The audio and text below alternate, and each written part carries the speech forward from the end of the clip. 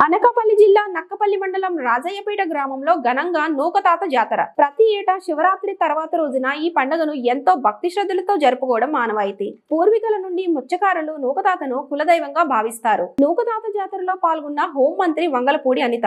నూకతాతకు ప్రత్యేక పూజలు చేసి మొక్కు తీర్చుకున్న హోంమంత్రి అనిత. దేవతామూర్తుల ఆశీస్సులు పొందిన హోంమంత్రి అనిత.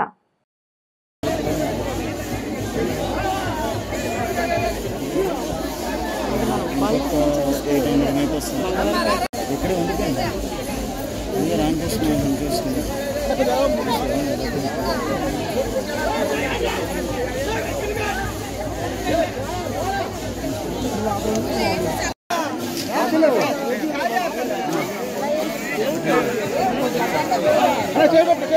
బాబు